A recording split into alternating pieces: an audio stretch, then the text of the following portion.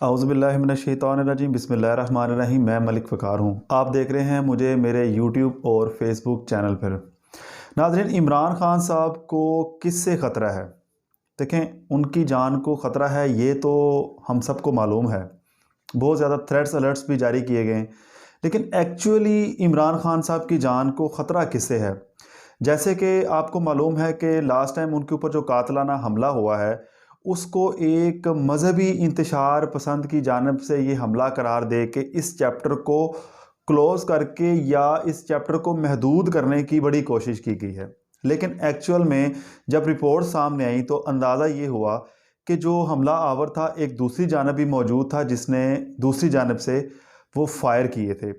تو اس چیز کو پروپیگنڈا کر کے کہ ایک مذہبی انتشار پسند تھا اور اس چیز کو ایک کنٹرول حد تک لے کے جانے کی کوشش کی گئی، بلکہ اس کو کنٹرول کرنے کی کوشش بھی کی گئی، جس کا عمران خان صاحب نے اپنی تقاریر میں جو قوم سے انہوں نے خطاب کیے ہیں اس کے اندر بھی بارہا مرتبہ کہا ہے کہ میں ایکس پرائم منسٹر ہونے کی حیثیت سے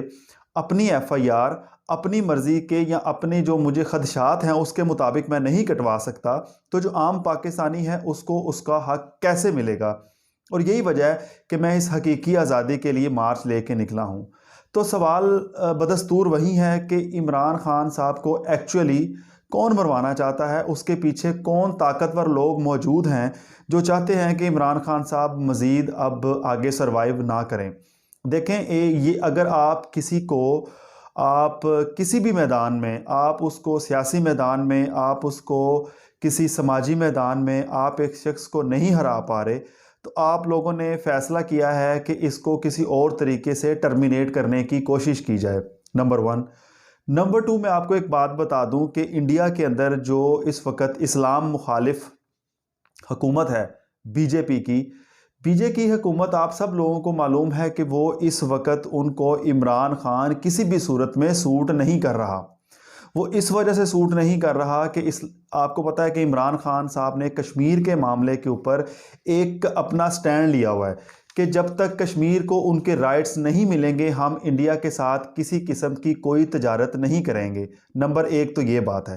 دوسرے نمبر پہ ان کو پتہ ہے کہ ہم نے نواز شریف کے اوپر اپنا ایک سب سے بڑا کیپٹل، جو پولیٹیکل کیپٹل ہے، وہ لگایا ہوا ہے، وہ خواہ ان کے کاروباری لحاظ سے ہو، خواہ ان کی دوستی کے حوالے سے ہو، یا آپس کی باہمی تعلقات کی بنا پہ ہو۔ انڈیا کا جو بی جے پی ہے ان کا ایک پولیٹیکل جو کیپٹل ہے وہ نواز شریف کے ساتھ جڑا ہوا ہے، تو اس لیے ان کو سب سے زیادہ سوٹ کیا کرتا ہے اس وقت نواز شریف کی گورنمنٹ۔ تو بی جے پی کبھی نہیں چاہے گی کہ عمران خان کی گورنمنٹ دوبارہ آئے اور وہ دوبارہ ہمیں یعنی انڈیا کو آنکھیں دکھائے۔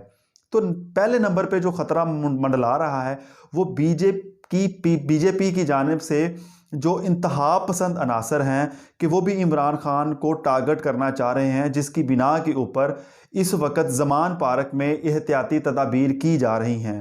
کچھ ذرائع سے معلوم ہوا ہے، ابھی تھوڑی دیر پہلے وہاں کے ایک دو جو میجر لوگ ہیں جو ان سارے معاملات کو دیکھ رہے ہیں، میری ذاتی طور پہ ان کے ساتھ بات ہوئی تھی، انہوں نے یہ کہا ہے کہ تقریباً 1.25 کروڑ کی لاگت سے اس وقت جو اس کے سراؤنڈنگ میں جو بلٹ پروف جو شیشے کا کام ہے وہ کام جاری ہے۔ اور دوسرے نمبر پہ کہ بی جے پی کی ایک انتہا پسند دوسرے نمبر پہ وہ یہ اس کام کو کیسے سر انجام دے، اس کے لیے ان کو اس ملک کے اندر جو بیٹھے لوگ ہیں جو نہیں چاہتے کہ عمران خان صاحب دوبارہ اقتدار میں آئیں، ان کے ساتھ مل کے وہ بی جے پی آپریشن کر سکتی ہے، جس کا جو آئی جی اسلام آباد ہیں انہوں نے ایک رپورٹ بھی بنا کر بھیجی جس کے اندر انہوں نے یہ مینشن کیا کہ عمران خان صاحب کو خطرہ موجود ہے۔ تو یہ میں نے آپ کو بتا دیا ہے کہ عمران خان صاحب کو خطرہ بیسیکلی کس سے زیادہ خطرہ ہے۔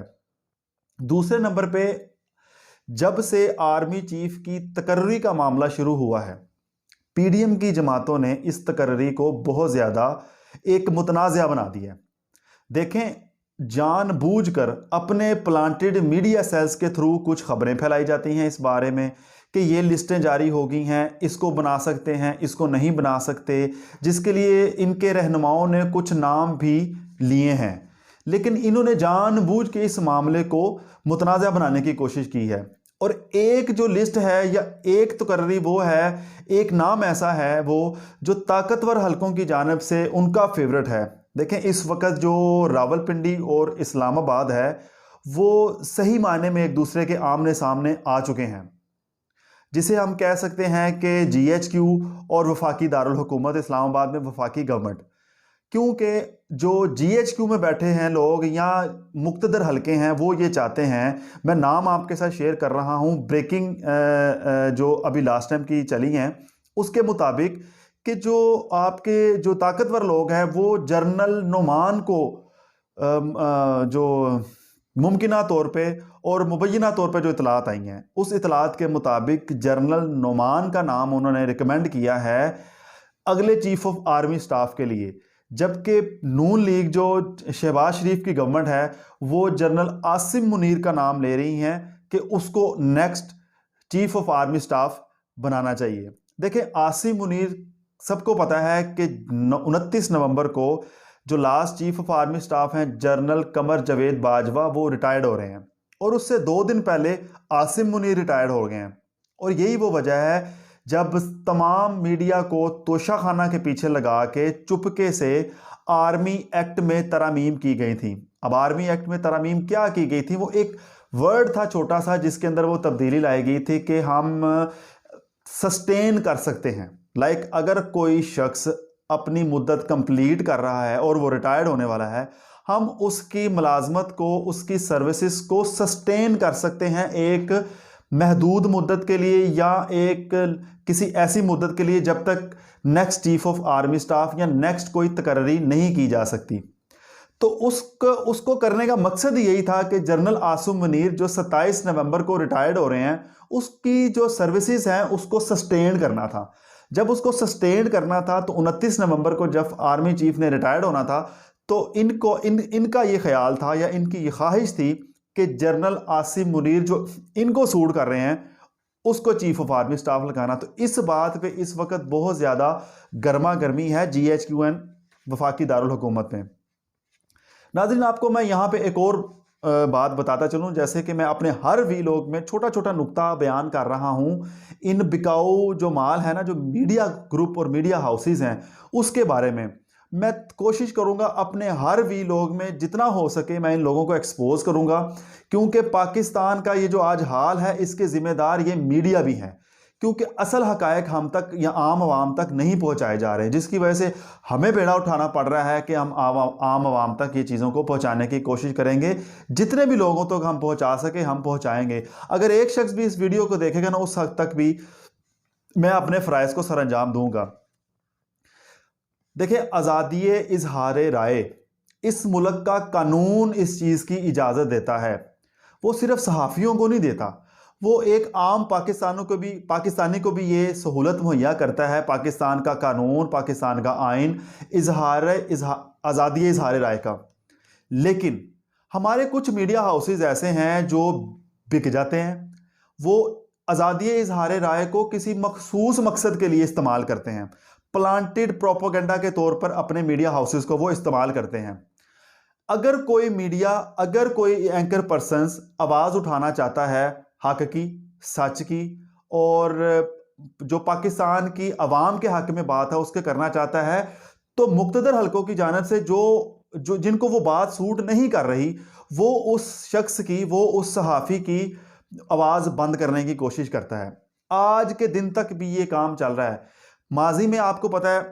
ارشد شریف صاحب پاکستان کا جو سب سے نمبر 1 انویسٹیگیٹو جرنلسٹ، اس کے ساتھ کیا ہوا؟ صابر شاکر صاحب ملک سے باہر ہیں، اس کے علاوہ سمیع ابراہیم صاحب کے اوپر جو کیسز کیے گئے، عمران ریاض خان کے اوپر جو کیسز کیے گئے، کس طرح ان کو اٹھایا گیا، جمیل فاروقی کے لیے کیا کچھ نہیں کیا گیا، ہم نے یہ تمام چیزیں ہوتی ہوئی دیکھی ہیں۔ اس کے بعد اے آر وائی کو مجبوراً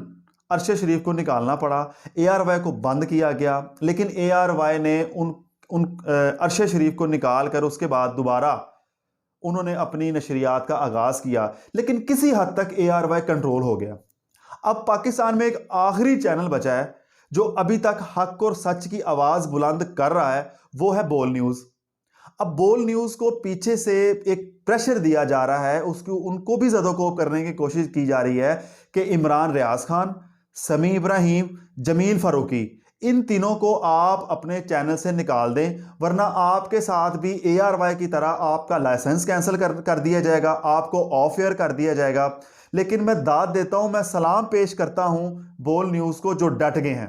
انہوں نے کہا آپ سے جو ہوتا ہے آپ کر لیں، آپ سے جو آپ کا جو دل کرتا ہے آپ کر لیں، ہم نے نہ تو عمران ریاض کو نکالنا ہے، نہ ہم نے سمیع ابراہیم کو نکالنا ہے، نہ ہم نے جمیل فاروقی کو نکالنا ہے۔ آپ سے جو ہوتا ہے آپ کریں، نہ تو ہم سچ بولنے سے باز آئیں گے، نہ ہم حقائق عام پاکستانی کو دکھانے سے باز آئیں گے۔ ہم وہ ہر کام کریں گے جو پاکستانیوں کو دکھانا چاہیے، جو صحافت کہتی ہے، جو صحافت کے زمرے میں آتا ہے، اس کی ذمہ داری میں آتا ہے۔